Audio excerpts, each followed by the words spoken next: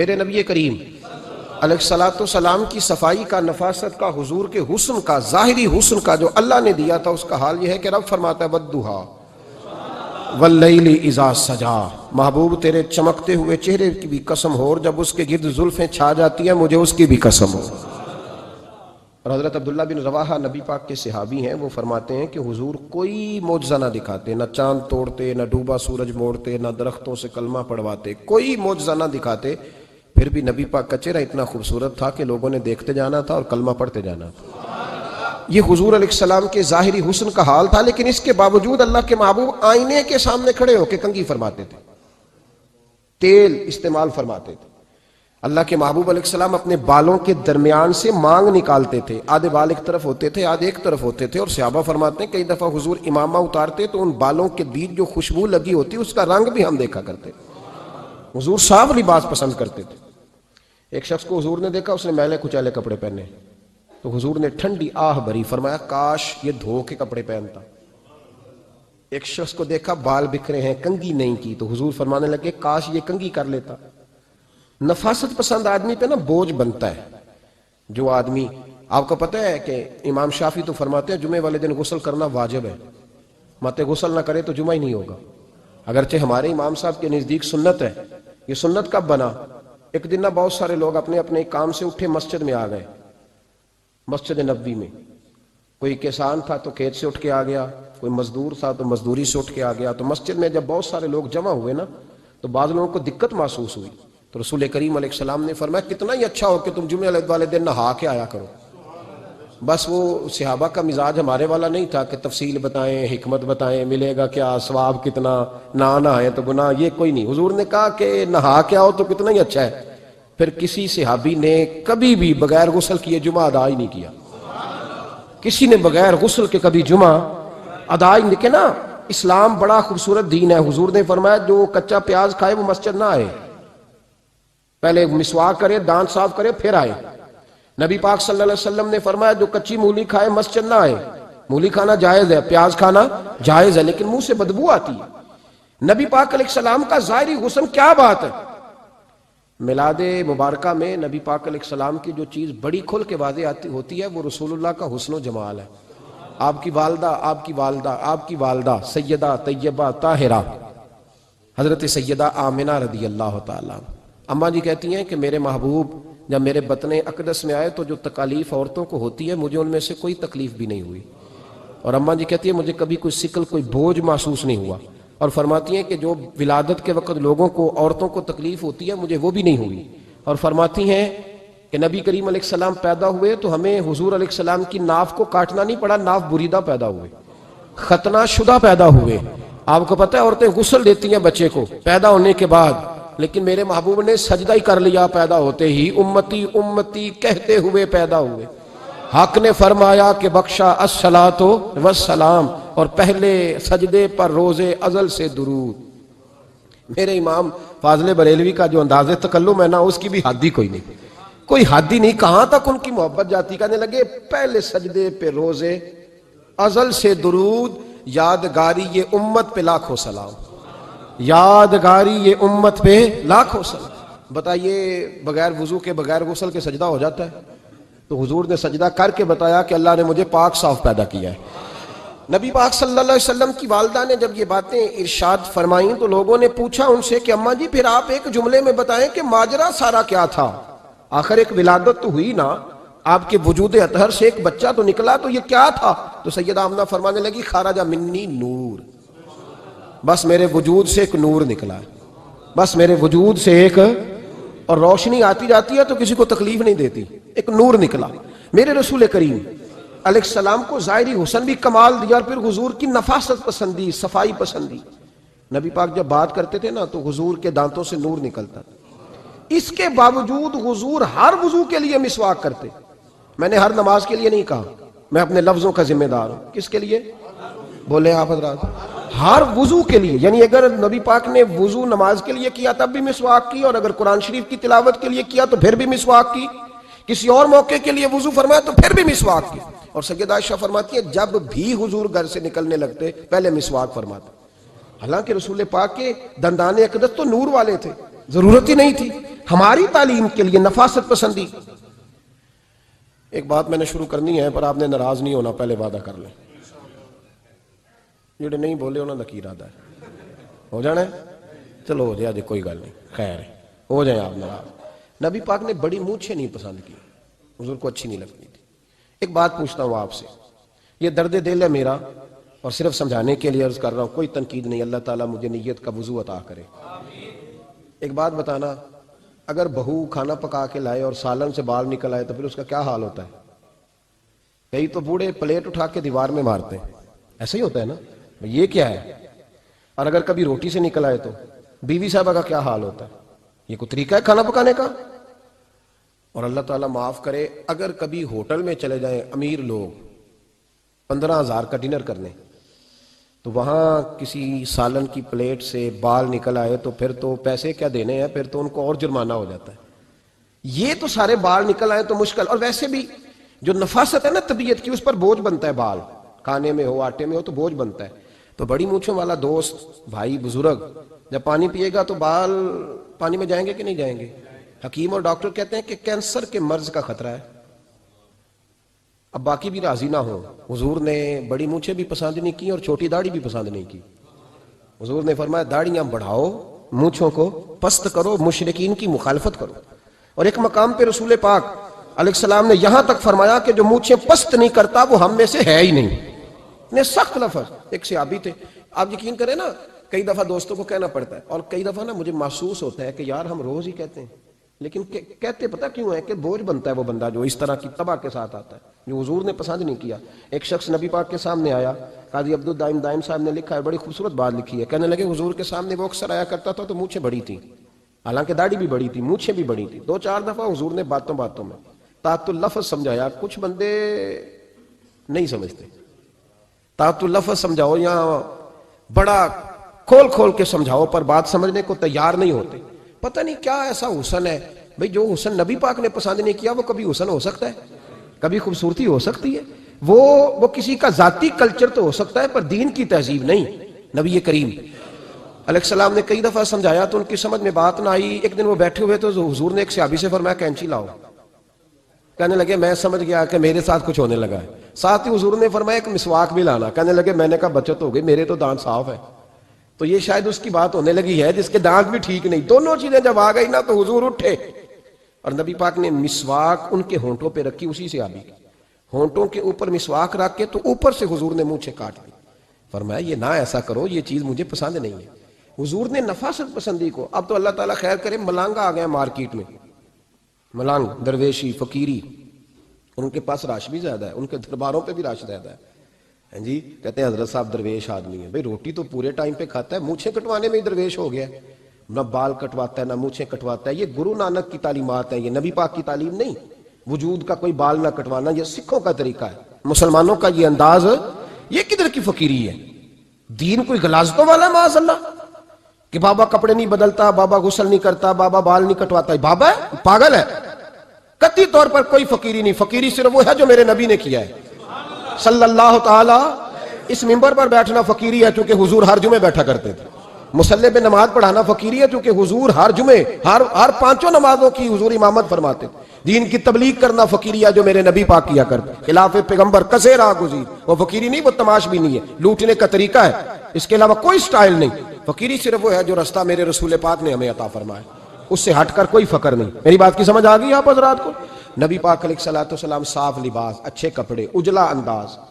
اچھا، جو بات جہاں میں لے کے جانا چاہ رہا ہوں اس کو سمجھیں. ایک آدمی ظاہری طور پر بڑا خوبصورت ہو پر کپڑے میلے کچیلے پہنے، وہ بھی بندہ اچھا نہیں لگتا. ظاہری بھی حسن ہو، کپڑے بھی اس کے صاف ہوں، لیکن بولے سخت، باتیں ترش کرے، تلخ جملے بولے تو اس کی بھی ساری پرسنالٹی ڈیمیج ہو جاتی، ختم. بڑا اچھا آدمی تھا، بڑا نورانی چہرہ تھا، بڑی خوبصورتی تھی، بڑا صاف ستھرا تھا، بڑا پاکیزہ تھا، کپڑے بھی بڑے خوشبو والے پہنے ہوئے تھے، بڑے صاف ستھرے لباس میں ملبوس تھا. لیکن جب اس نے بات شروع کی اور بزرگ تھا، سفید داڑھی تھی، معاذ اللہ تعالیٰ کسی بچے کو گالی دے دی، اچھا لگتا ہے؟ مجھے بتائیں اس کے پاس بیٹھنے کو دل چاہتا ہے؟ اس کی ساری پرسنالٹی جو ہوتی ہے وہ خراب ہو جاتی ہے. شخصیت کا جو ایک بھرم ہوتا ہے وہ ٹوٹ جاتا ہے. ایک روایت میری نظر سے گزری اور کیا ہی انداز ہے، امام زرقانی نے لکھی. ایک صحابی ہیں حضرت ابو کرسافہ رضی اللہ تعالیٰ عنہ، حضرت ابو کرسافہ رضی اللہ تعالیٰ عنہ فرماتے ہیں میں چھوٹا تھا، میری اماں اور میری خالہ مجھے ساتھ لے گئیں، میں نے کہا کہاں جانا ہے؟ کہنے لگے آؤ نبی پاک کا کلمہ پڑھنے جانا ہے۔ پڑھیے درود شریف صلی اللہ، سارے پڑھیے، پھر پڑھیے ایک دفعہ صلی اللہ تعالیٰ علیہ۔ حضور کا ذکر ہو تو فوراً درود پڑھنا چاہیے۔ نبی کریم علیہ السلام کی بارگاہ میں نا میری خالہ اور میری اماں دونوں مجھے ساتھ لے گئیں کلمہ پڑھنے۔ کہتے ہیں جب ہم حضور کی بارگاہ میں پہنچے، کلمہ پڑھا، واپس آئے تو میری اماں اور میری خالہ آپس میں بات کرنے لگیں۔ میری خالہ کہنے لگی تو نے دیکھا ہے ان کا بولنا کتنا مزیدار تھا؟ میری خالہ کہنے لگی تو نے تو وہ دیکھا لیکن وہ جو غلام آیا تھا اس کے ساتھ ان کا رویہ کتنا پیارا تھا۔ تو نے دیکھا جب وہ کھانا کھا رہے تھے تو پہلا خیال انہوں نے ہمارا کیا۔ بار بار وہ ان کا ذکر کرتی، کہتے آپس میں حضور کی شانیں بیان کرتی، میری اماں بھی میری خالہ بھی۔ بالآخر بات لمبی ہو گئی تو میری اماں بولی، کہنے لگی بس کر، ہم کتنی عظمتیں بیان کریں گے، مجھے تو 3 باتیں سمجھ میں آئی ہیں۔ کتنی؟ 3 باتیں مجھے سمجھ میں آئی ہیں۔ کہا وہ کیا؟ تو کہنے لگی ما رأینا مثل ھذا الرجل احسن وجھا ولا القى ثوبا ولا البنا کلاما۔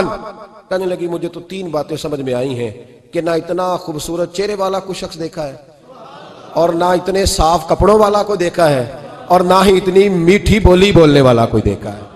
تینوں باتوں کی کمال ہے، ظاہری حسن بھی کمال، کپڑوں کی صفائی بھی کمال، اور رسول پاک کا بولنا بھی کمال، لب و لہجے میں مٹھاس بھی خوبصورتی والی۔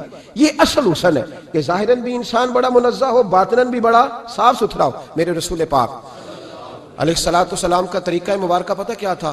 حضور صلی اللہ تعالیٰ علیہ وآلہ وسلم جب مسجد میں نماز پڑھ لیتے تو حضرت جعفر رضی اللہ تعالیٰ عنہ فرماتے، بخاری کی حدیث ہے، فرماتے ہیں میں مدینہ شریف میں آیا تو حضور نماز پڑھ لیتے تو صحابہ نبی پاک کے پاس آتے اور حضور کا دست مبارک پکڑ کے پہلے چومتے پھر چہروں پہ ملتے، پہلے چومتے پھر چہروں پر۔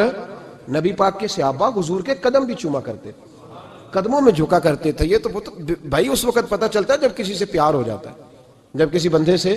میں اکثر مثال دیا کرتا ہوں اکثر کہ کسی کا بچہ پیشاب کرے تو کہہ آتی ہے، الٹی آتی ہے، لیکن اپنا بچہ بالوں میں بھی کر دیتا ہے، پھر کوئی کہہ نہیں آتی چونکہ اپنا ہے نا، پیار ہو گیا نا۔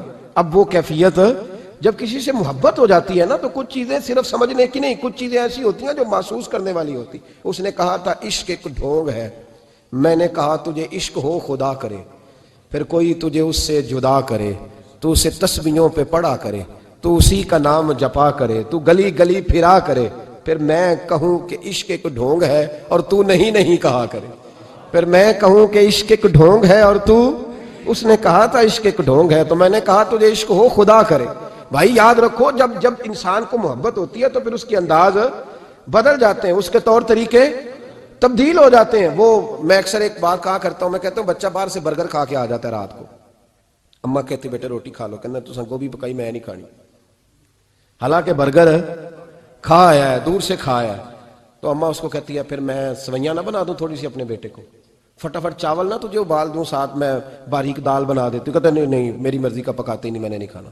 ایسے اب ابا جو ہے نا، ابا وہ اماں کو سمجھا رہا، کہتا چھڈ پر بھوک لگے گی تو آپ ہی کھا لے گا، تھوڑا ایڈی ٹینشن لے ایویں پہ تینوں ستاندا ہے۔ اماں کیا کہتی ہے؟ کہتی نہیں مجھے نیند نہیں آ رہی، کھائے گا تو سکون آئے گا۔ اب اس کو آپ لاکھوں دلیلیں دیں کہ سیاںا بیان ہے، بچہ نہیں ہے، 22 سال کا ہے، 24 سال کا، چھوڑ تو کیا کر رہی ہے، لیکن اماں کو کوئی سمجھا سکتا؟ کیوں نہیں سمجھا سکتا کہ اسے اپنے بیٹے سے پیار بڑھا ہے۔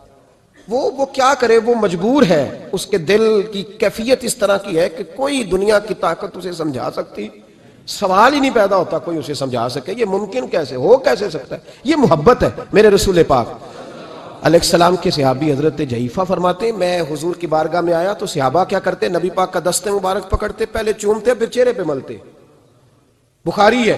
فرماتے میں نے کہا یہ کیا کر رہے ہیں؟ پھر اچانک میرا بھی دل کیا ذرا کر کے تو دیکھو، کوئی چیزیں چکھنے پہ پتہ لگتا ہے کتنی مزیدار ہے۔ کہتے میں بھی قریب گیا، حضور کے دست مبارک میں نے ہاتھ ڈالا، فرماتے ہاتھ پکڑا ہی تھا کہ نبی پاک کا ہاتھ برف سے بھی زیادہ ٹھنڈا۔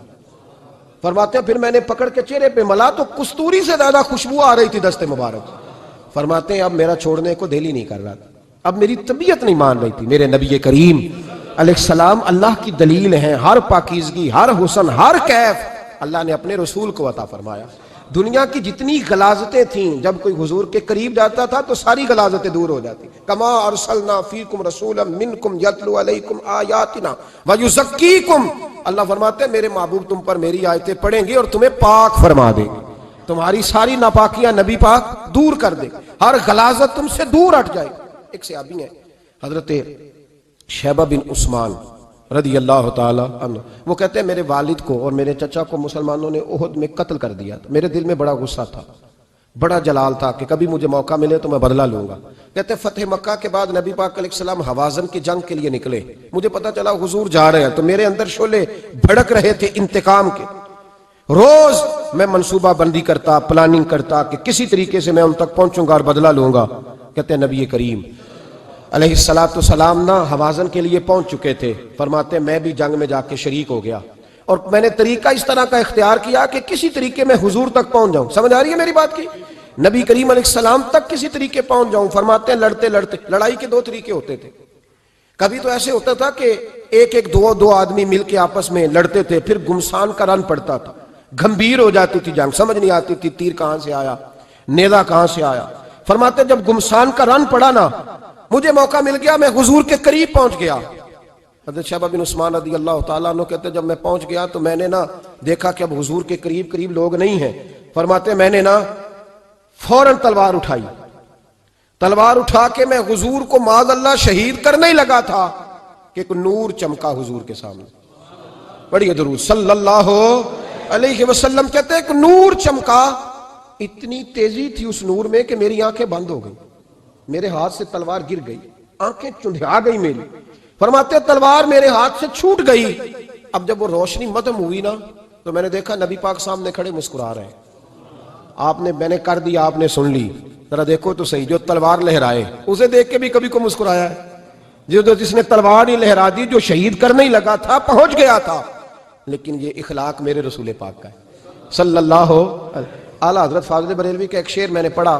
کئی کچھ چیزیں ایسی ہوتی ہیں جو بس نا وہ آتی تو سامنے ہیں لیکن وہ اتنا لطف دے جاتی ہیں کہ ٹھنڈا ہو جاتا ہے مزاج۔ رات کو میں شعر پڑھ رہا تھا اعلیٰ حضرت کا فاضل بریلوی رحمت، اور میں نے شعر پڑھا تو مجھے اچھا لگا سنانا۔ ایک دوست کو میں نے فون کیا، میں نے کہا یار ذرا شعر تو سن لے، یہ پہلی دفعہ نظر سے گزرا ہے، ابھی سیدھا سادہ لیکن روح تک اتر گیا۔ اعلیٰ حضرت فرمانے لگے نبی پاک کے بارے میں، فرمانے لگے سیدھی سیدھی روش پر کروڑوں درود، سیدھی سیدھی روش پر، بالکل سیدھی ہے حضور کی باتیں، کسی پیچیدگی کی ضرورت نہیں۔ کہنے لگے سیدھی سیدھی روش پر کروڑوں درود، سادی سادی طبیعت پہ لاکھوں سلام، سادی سادی طبیعت پہ سیدھی سیدھی روش پر کروڑوں درود اور سادی سادی طبیعت پہ لاکھوں سلام۔ میرے نبی کریم صلی اللہ علیہ وسلم مجھے دیکھ کے مسکرائے، اور فرمایا جب حضور مسکرائے نا تو میں نبی کریم علیہ السلام کو دیکھ کے حیران ہوا کہ میں نے تلوار تانی تھی اور حضور نے مسکرانا شروع کیا۔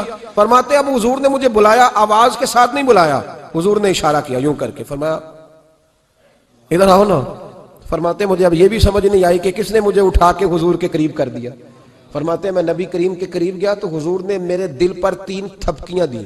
ایک تھپڑ ہوتا ہے، ایک تھپکی ہوتی ہے، پتہ ہے نا فرق کا؟ ایک تھپڑ کو مارے تو جلال آتا ہے اور تھپکی دے تو پیار آتا ہے۔ کہتے ہیں حضور نے 3 تھپکیاں دی اور دی بھی میرے دل پر، 1 پھر 2 پھر 3۔ کہتے ہیں پہلی تھپکی دی تو میرے اندر سے کفر نکل گیا، دوسری تھپکی دی تو میرے اندر ایمان داخل ہو گیا، اور تیسری تھپکی جب نبی پاک علیہ السلام نے دی تو مجھے ہر چیز سے بڑھ کر رسول اللہ سے پیار ہو گیا، محبت ہو گئی نبی کریم سے۔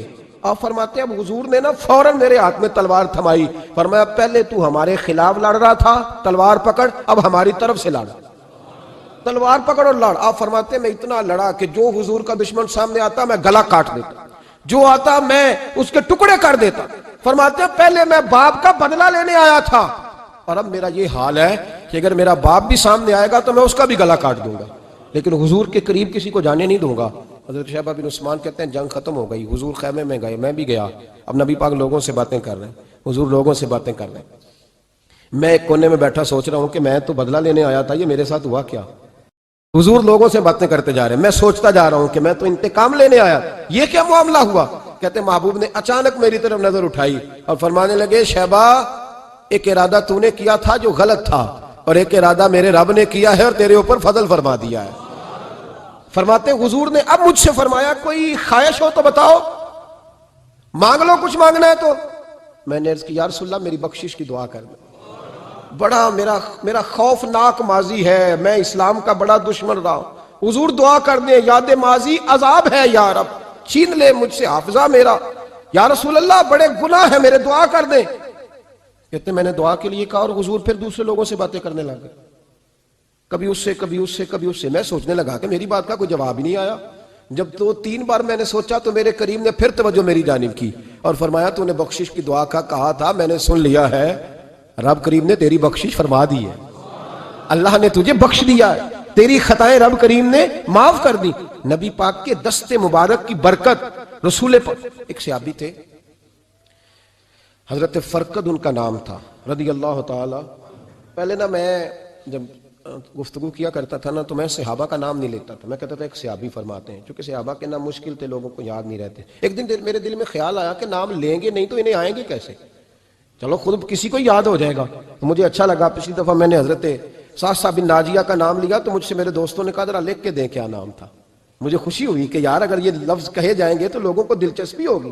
حضرت فرقد ایک صحابی تھے، اور یہ وہ صحابیاں جنہوں نے حضرت عمر کے زمانے میں موصل کا علاقہ فتح کیا تھا، بڑے دلیر تھے، ان کی 4 بیویاں تھیں۔ وہ کہتے ہیں جب بھی یہ گھر میں آتے تو خوشبو اتنی اعلیٰ لگا کے آتے کہ ہم حیران ہو جاتی۔ عورتیں زیادہ تیاری کرتی ہیں نا مردوں سے کہ نہیں؟ کیا آج کل مرد زیادہ کرتے ہیں؟ چلو میں درد چھوڑو، میں اپنی اصلاح کرنا، تسی دوواں گلاں تے انجن کیتا ہے، اب پتہ نہیں سچ کیا ہے، کون زیادہ تیاری کرتا ہے؟ چلو بیٹھے جو مرد نے، ویسے میرے پاس جو اخباری تراشیں ہیں ان میں یہ لکھا ہے کہ آج کل مردوں کے میک اپ پہ زیادہ خرچ آنے لگا ہے، یہ تحقیقی رپورٹ ہے۔ اور پاکستان میں سب سے زیادہ جو اخراجات ہیں وہ میک اپ کے سامان کے ہیں۔ پہلے لڑکیاں بیوٹی پارلر جاتی تھی، اب لڑکے بھی جاتے ہیں۔ پہلے صرف دلہن جاتی تھی، اب سارا خاندان جاتا ہے۔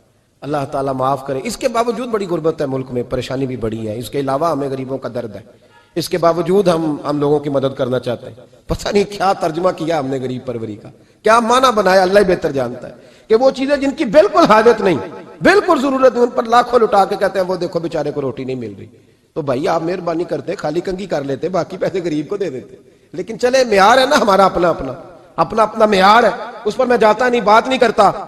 نبی کریم علیہ الصلوۃ والسلام کہ صحابی ان کی ازواج کہتی ہیں کہ اب عورتیں زیادہ تیاری کیا کرتی تھیں، لیکن وہ جب گھر آتے نا تو اتنی خوشبو لگاتے، کہتی ہم چاروں مل کے کوشش کرنے لگی، ڈھونڈنے لگی کہ وہ خوشبو کا پتہ کریں جو یہ لگاتا ہے۔ ہم نے بازار سارے تلاش کر لی، عرب کے اندر آج بھی خوشبو کا بڑا شوق ہے اور بڑی مہنگی خوشبو ملتی ہے، کبھی آپ بازار جائیں، کہتی ساری خوشبوئیں لگا لی، تھک گئیں۔ ایک دن چاروں سوتنے مل کے بیٹھی، کہنے لگی ہم نہیں اس کا مقابلہ کر سکتے، آج پوچھ لے کہاں سے خوشبو لگاتا ہے، پوچھ ہی لیتے ہیں، چلو بات ہی ختم ہو جائے، پوچھ لیں۔ یہ ہم جتنی مرضی اعلیٰ لگائیں، جب یہ آ جاتا ہے نا، کچھ لوگ میرے محفل ہوتے ہیں، جہاں آ جاتے ہیں وہاں چھا جاتے ہیں، تو یہ جب آتے ہیں تو چھا ہی جاتے ہیں۔ کیا کریں، اس طرح کا میرے محفل ہے، کیا کریں اس کا؟ فرمانے لگی ایک دن چاروں سوتنوں نے مل کے ان کو بٹھا لیا، کہنے لگی بتاؤ تو صحیح خوشبو کون سی لگاتے ہو؟ کہنے لگے کوئی بھی نہیں، کبھی لگائی نہیں، آج تک نہیں لگائی۔ تو کہتے ہیں بیویاں کہنے لگی صحابہ تو غلط بیانی نہیں کرتے، پر آپ کیا بات کر رہے ہیں، یہ کیسے ہو سکتا ہے کہ آپ آتے ہیں تو ہم حیران ہو جاتی ہیں۔ فرمانے لگے جس دن کی تم لگی ہوئی ہو نا میری خوشبو کا مقابلہ کر دے، مجھے پہلے دن کا پتا ہے۔ تو میں نے کہا چلو زور لگا ہی لیں، دیکھ ہی لیتے ہیں کہاں تک بات جاتی ہے تمہارے پاس جتنا زور لگا لو۔ بہرحال میں اللہ کی قسم اٹھا کے کہتا ہوں کبھی نہیں لگائی۔ تو بیویاں کہنے لگی پھر بتا تو صحیح، تو ایک دلیر آدمی ہے، اور جو دلیر لوگ ہوتے ہیں وہ خوشبوؤں کے اور کپڑوں کے اور ان چیزوں میں زیادہ وقت نہیں لگاتے، ان کے تو مشن اور طرح کے ہوتے ہیں۔ آپ تو مجاہد قسم کے آدمی ہیں، پر ہر وقت خوشبو آتی ہے۔ تو حضرت فرقد رو پڑے، کہنے لگے بیمار ہو گیا تھا، لاچار ہو گیا تھا، حکیموں طبیبوں نے انکار کر دیا، وجود پر میرے آبلے نکل آئے، پھنسیاں بن گئی، ان میں پیپ بھر گئی، بیٹھ نہیں سکتا تھا، اٹھ نہیں سکتا۔ جب تھک گیا نا تو دروازہ رسول پہ چلا گیا، جب تھک گیا طبیبوں کا تھکایا ستایا حضور کی بارگاہ میں، کہا محبوبہ دیکھے تو صحیح میرا کیا حال ہے۔ حضور ذرا دیکھ کے، چل نہیں سکتا، سو نہیں سکتا، بیٹھ نہیں سکتا، تیرے علاوہ غم کسے بتاؤں؟ کہتے ہیں حضور نے فرمایا 70 ڈھانپ لے، باقی سارے کپڑے اتار دے۔ 70 ڈھانپ لے، کہتے ہیں ٹخنوں سے لے کر ناف تک میں نے 70 ڈھانپ لی، باقی سارے کپڑے اتارے۔ حضور کیا کریں گے؟ فرماتے ہیں نبی پاک نے دست مبارک اٹھایا، برف سے ٹھنڈا، کستوری سے زیادہ مہکنے والا، فرماتے ہیں پورے وجود پر میرے حضور نے دست مبارک ایک دفعہ لگا دیا، اب جدھر جدھر سے گزرتا ہوں ساری دنیا خوشبو سے بھر جاتی ہے۔ یہ نبی پاک کا دیا ہوا نور ہے، یہ حضور کی عطا کردہ شفا ہے، یہ رسول پاک کے حسن کی خیرات ہے۔ ایک شاعر نے ایک فکرہ کا کمال کر دی، کہنے لگا ظلمت کو ان کے نور نے کافور کر دیا، جس پر پڑی نظر اسے بھی نور کر دیا۔ رسول پاک علیہ السلام کے دست خیر میں وہ برکات تھی۔ حسن کی دو قسمیں ہوتی ہیں، ایک حسن ہوتا ہے ملمہ سازی والا، بیوٹی پارلر والا، ایک حسن ہوتا ہے باطن کا۔ بچے پتہ کیوں خوبصورت ہوتے ہیں؟ اس پر علماء مناطقہ نے بحث کی ہے، محدثین نے لکھا ہے۔ بچہ گدھے کا بھی ہو تو پیارا لگتا ہے، چھوٹا بچہ اگر اس کا رنگ بہت گورا نہ بھی ہونا، صرف چھوٹا ہو، وہ پیارا لگتا ہے، اس میں ایک جاذبیت ہوتی ہے۔ اس پر ہمارے مفسرین نے، محدثین نے، علماء مناطقہ نے ایک بحث کی ہے۔ وہ کہتے ہیں اصل بات یہ ہے کہ بچے جھوٹ نہیں بولتے، بددیانتی نہیں کرتے، دھوکہ نہیں کرتے۔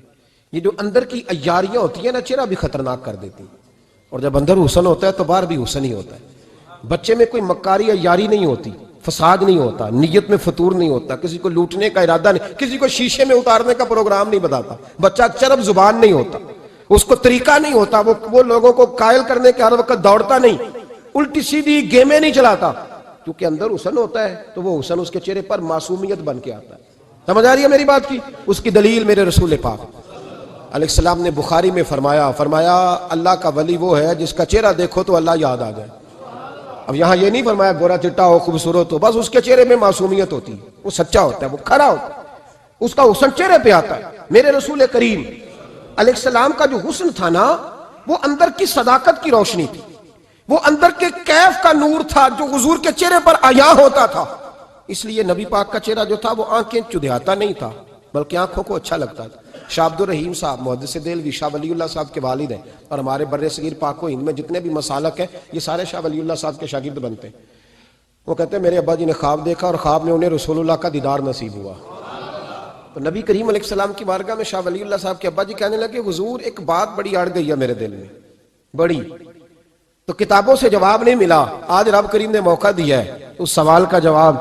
تو کہ عبد الرحیم پوچھو کہ یا رسول اللہ حضرت یوسف کا حسن دیکھ کے لوگوں نے انگلیاں کاٹ لی، پر آپ کو تکنے والے تکتے ہی رہے، کوئی بھی ہوش نہیں ہوا، کسی نے انگلی نہیں کاٹی۔ تو کہتے ہیں محبوب نے فرمایا عبد الرحیم رب کریم نے اپنی غیرت کے ساتھ میرے حسن پر 70,000 پردے ڈالے، یہی بہتر ہے کہ پردوں میں وہ پردہ پوش رہے، وہ اگر پردے اٹھا دے تو کسے ہوش رہے۔ فرمایا 70,000 پردوں میں چھپا ہوا حسن ہے، ورنہ کسی کی طاقت تھی کوئی بات کر سکتا، جرت تھی کسی شخص کی؟ میرے حبیب پاک سید عالم حضرت عبداللہ ابن سلام رضی اللہ تعالیٰ عنہ اہل یہود کے بڑے عالم تھے۔ فرماتے ہیں میں تورات زبور انجیل کا جاننے والا تھا۔ جس دن حضور مدینہ طیبہ آئے، قصوہ نامی اونٹنی پر بیٹھے تھے، میں حضور سے مناظرہ کرنے، بحث کرنے آیا، میرے ساتھ میرے شاگرد تھے، ارادہ تھا بحث کروں گا، نبی پاک کو بڑے معاذ اللہ کڑوے کڑوے سوال کروں گا۔ کہتے ہیں حضور بیٹھے تھے قصوہ نامی اونٹنی پہ اور گردن مبارک جھکی ہوئی، ہونٹوں پر حضور کے زیر لب ہلکی سی مسکراہٹ تھی۔ نبی پاک تھوڑا بولتے تھے پر جتنا بولتے تھے وہ دلوں میں اترتا جاتا تھا۔ فرماتے ہیں میں جب گیا نا، میرے شاگرد ساتھ تھے، مناظرہ کرنے گیا، مناظرہ شاگرد ساتھ تھے، فرماتے ہیں میں بڑے سوالات تیار کر کے گیا، پر حضور گھوڑے پہ بیٹھے تھے، دو باتیں میں نے سنی۔ حضور نے فرمایا رشتہ داروں سے اچھا سلوک کرو، اپنے غلاموں کا خیال کرو۔ کہتے ہیں وہ شاگرد مجھے دھکے دینے لگے، کہنے لگے چل استاد جی آگے ہو، کرو سوال، چلو نا آگے بڑھو نا آگے۔ یہ کئی دفعہ نعرے لگانے والے بھی مروا دیتے ہیں نا، چلو نا چلو آگے، چلو بڑھو آگے، کرو بات، آؤ نا۔ کہتے ہیں میں ذرا آگے بڑھا، دھکا دیا انہوں نے۔ فرماتے ہیں میں آگے بڑھا اور میں نے قریب محبوب کے قریب جا کے کہا حضور مجھے کلمہ پڑھا دے، میں مسلمان ہونے آیا ہوں۔ یعنی عام آدمی تو قائل ہو جاتا ہے عالم اور تورات زبور انجیل کا جاننے والا، حضور کلمہ پڑھائیں۔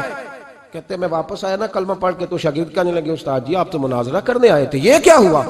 تو یہ لفظ ہے حضرت عبداللہ ابن سلام کے، فرمانے لگے تم نے نبی پاک کا چہرہ نہیں دیکھا، ان کی آنکھوں کی روشنی نہیں دیکھی، تم نے چہرے کی معصومیت نہیں دیکھی، لب و لہجے کا وقار نہیں دیکھا؟ کتنے دنوں کے تھکے ماندے آج وہ مدینے پہنچے، پر ان کے لب و لہجے میں کوئی اکتاہٹ، کوئی تھکاوٹ، کوئی لفظوں میں جھول تم نے دیکھا ہے؟ فرمانے لگے جس کا اس طرح کا چہرہ ہوتا ہے وہ جھوٹا نہیں سچا ہوا کرتا ہے۔ میرے نبی پاک علیہ السلام کے غلام حضرت عارف بن عبداللہ رضی اللہ تعالیٰ عنہ فرماتے ہیں کلمہ پڑھنے سے پہلے ایک دفعہ ہمارا سارا قبیلہ تجارت کے لیے نکلا تھا، اور اس وقت منظر یہ ہوتا تھا کہ ہم اپنی عورتوں کو بھی ساتھ لے جاتے تھے، 6 مہینے سفر کرنا ہوتا تھا، اونٹ گھوڑے ہم بیچا کرتے تھے، عورتیں بھی ساتھ رہتی، کھاتے بھی پکاتے بھی۔ کہتے ایک سفر سے ہم واپس آ رہے تھے تو مدینے کے باہر صحرا میں ہم نے پڑاؤ کیا، اکیلے رسول پاک صلی اللہ، پھر ایک دفعہ پڑھیے گا ایک دفعہ پھر کہیے گا صلی اللہ تعالی علیہ وسلم. کہتے ہیں نبی پاک تنے تنہا اکیلے حضور نہ سیر کرتے کرتے کرتے کرتے ہمارے قافلے کے پاس سے گزرے, خیمے لگے تھے, پڑاؤ کیا, محبوب تشریف لے آئے. کہتے ہیں حضور سید عالم صلی اللہ تعالی وسلم تشریف لائے. کوئی قبیلے میں سے, قافلے میں سے حضور کو جانتا نہیں تھا. ایک سرخ رنگ کا اونٹ تھا ہمارے سردار کا جو بکنے سے رہ گیا تھا, بڑا خوبصورت. کہتے ہیں نبی پاک کو پسند آ گیا. حضور پوچھنے لگے تم کون ہو؟ کہا جی مسافر ہے. کہاں سے آئے ہو؟ فلاں جگہ سے آئے ہیں. کس لیے آئے ہو؟ ہم تجارت کی غرض سے نکلے. اونٹ بیچو گے؟ بیچنا ہے. کتنے کا؟ سودا طے ہوا. اس نے کہا اتنے لینے, حضور نے کہا اتنے دینے ہیں. بات طے ہو گئی. کہتے ہیں لگام حضور نے پکڑی اور فرمانے لگے وہ سامنے میرا شہر ہے جس کا نام مدینہ, وہ میرا شہر ہے. میں ابھی مدینے جاتا ہوں, اپنے غلام کو بھیجتا ہوں اور تمہیں آ کے نا قیمت دے جاتا ہے. محبوب گھوڑے کی لگام تھا, اونٹ کی لگام تھا میں, نکیل تھا میں, اونٹ تھا سرخ رنگ کا. حضور لے کے جب نکلے نا, تھوڑا سا چند قدم آگے گئے تو ان میں سے ایک شخص بولا, کہنے لگا سردار اب سیانے لوگ ہیں, سمجھدار ہیں. اس شخص کا نام پوچھا آپ نے, قبیلہ پوچھا ہے, ایڈریس کا پتہ ہے, پتہ ہے کہاں رہتا ہے, اتنا قیمتی اونٹ دے دیا. سردار بھی کہنے لگا, سارے کہنے لگے یار ان کی باتوں میں اتنی لذت تھی, ان کے گفتار و رفتار اتنی باوقار تھی, مزیدار تھی کہ ہوش ہی کوئی نہیں رہا. بھئی ہم پرانے تاجر ہیں, کبھی اس طرح کا سودا کیا ہی نہیں جس طرح کا آج ہو گیا. اوہو واقعی کچھ نہیں یاد رہا, کوئی سمجھ نہیں آئی. وہ ابھی نظر آ رہے, ایک آدمی دوڑ کے جاؤ, دوڑ کے اور جا کر کے نا ان سے کہو, بڑی جائز بات ہے, وہ ناراض بھی نہیں ہوں گے. ان سے ایک شخص کہو کہ بھئی اونٹ دے جاؤ, پیسے لے آنا اور اپنا مال لے جانا, دوڑ کے جاؤ. ایک شخص دوڑنے لگا تو سردار کی بیوی خیمے کے اندر تھی, پردے کے پیچھے سے بولی, کہنے لگی خبردار کوئی پیچھے نہ جائے, اگر پیسے مل گئے تو ٹھیک ہے, نہ ملے تو میں دے دوں گی, کوئی پیچھے نہ, کوئی نہ جائے پیچھے. سردار کہنے لگا تو جانتی ہے؟ کہنے لگی نہیں. کہا گارنٹی کیوں دے رہی ہے؟ تو کہنے لگی تم نے ان کا چہرہ نہیں دیکھا, تم تو سودے کر رہے تھے, میں پردے کے پیچھے سے دیکھ رہی تھی. پیر مہر علی شاہ صاحب کو کسی نے کہا تھا نبی پاک کا حلیہ بیان کرے, بتائیں حضور کے کان مبارک کیسے تھے, آنکھیں کیسی تھی, ناک مبارک کیسی تھی, بینی مبارک کیسی تھی. تو پیر مہر علی شاہ صاحب کہنے لگے کوئی مثل نہیں ڈھولن دی. کہنے لگے مجھ سے نہیں بیان ہوتا حضور کا حلیہ, کوئی مثل نہیں ڈھولن دی. تو چپ کر مہر علی, ایتھے جا نہیں بولن دی, بس کر, تو بیان کر سکتا ہے اتنی طاقت. اعلیٰ حضرت نے کہا لم یاتی نذیر کفی ناظرین مثلے تو نشد, پیدا جانا. حضور مثال تو تب آپ کی بنے گی نا, کوئی آپ کی طرح کا پیدا تو ہوگا, تبھی مثال بنے گی. تو جب ہوا ہی نہیں تو مثال کیسے بنے گی؟ کہنے لگی کوئی نہ جائے, نہ پیسے آئے تو میں دے دوں گی. میں تو پردے کے پیچھے سے دیکھ رہی تھی, ان کے چہرے کا وقار دیکھا, ان کی آنکھوں کی روشنی دیکھی, ان کے لفظوں کا حسن دیکھا. تم 50 باتیں کرتے تھے, وہ ایک جواب دیتے تھے اور گنے چنے لفظ بولتے تھے. ان کی سادگی کا وقار دیکھا. جانے دو, نہ پیسے آئے تو میں دوں گی. کہتے ہیں حضور گئے, تھوڑی دیر کے بعد ایک کالے رنگ کا حبشی غلام آیا, پیسے بھی پکڑے اور اپنی چادر میں نا کھجورے باندھ کے تو پیچھے ڈالی ہوئی. اور دیہاتی لوگ پیچھے نہیں ڈال لیتے, کھجورے ڈال کے پیچھے. کہتے ہیں وہ آئے اور ان کے آنے کا انداز بھی بڑا نرالا تھا. کہتے ہیں وہ جھومتے جھومتے اللہ کا ذکر کرتے, اللہ الصمد کرتے پہنچ گئے اور آگے کہنے لگے تم سے میرے نبی نے اونٹ خریدا ہے؟ تم سے؟ کہا ہم سے خریدا ہے. کہنے لگے یہ تمہارے پیسے, اور پھر چادر کھول کے صحرا پہ بچھا دی. کہنے لگے یہ تمہارے پیسے اور کھجورے کھاؤ, میرے نبی نے تحفہ بھیجا ہے, کھاؤ حضور نے تحفہ بھیجا ہے. تو وہ سردار کی بیوی اوٹ ہٹا کے کہنے لگی وہ کالے رنگ کے حبشی غلام, انہیں کھجوریں کھلا اور مجھے اس عزت والی ماں کا نام بتا جس کے گھر میں ایسا لال پیدا ہوا. انہیں کھجوریں کھلا اور مجھے اس عظمت والے باپ کا نام بتا جس کے گھر میں ایسا پھول کھلا ہے. وہ قبیلہ تو بتا تو صحیح, وہ کون تھے؟ 2 گھڑیاں رکے ہیں پر خوشبو ہی پھیل گئی ہے, رنگ ہی بدل گیا. تار کوئی مثل نہ ڈھولن دی, تو چپ کر مہر علی, ایتھے جہاں نہیں ہوں بولن دی. حضرت طارق بن عبداللہ کہتے ہیں جناب بلال فرمانے لگے وہی تو اللہ کے آخری رسول ہیں, وہی تو خاتم المرسلین ہیں, وہی تو ہیں جنہیں اللہ نے ساری انسانیت کے لیے نمونہ عمل بنایا. کہتے ہیں ہم اونٹ بیچنے گئے تھے پر سارے کا سارا قبیلہ ہی مسلمان ہو گیا. نبی پاک کی حضور کے ظاہری حسن کے تذکرے ہماری اولادوں کو آنے چاہیے. ایک شعر مرحوم اعظم چشتی نے کہا تھا, کمال کر دی. کہنے لگے سمجھا نہیں ہنوز میرا عشق بے ثبات, تو کائنات حسن ہے یا حسن کائنات؟ میں آج تک سمجھ نہیں سکا. سمجھا نہیں ہنوز میرا عشق بے ثبات, تو کائنات حسن ہے یا حسن کائنات. بھائیو وہ سارے طریقے اپناؤ جو رسول پاک نے عطا فرمائے. حسن بھی نبی پاک کے طریقوں میں ہے، پاکیزگی بھی نبی پاک کے طریقوں میں ہے، بقا بھی حضور کے. اور جو چاہتا ہے نا دنیا میں سب سے خوبصورت بن جائے، نظر آئے اور اس کی خوشبو سے لوگوں کے دل ٹھنڈے ہوں، وہی طریقہ اپنائے جو میرے نبی نے عطا کیا ہے. آخر دعوانا ان الحمدللہ رب العالمین.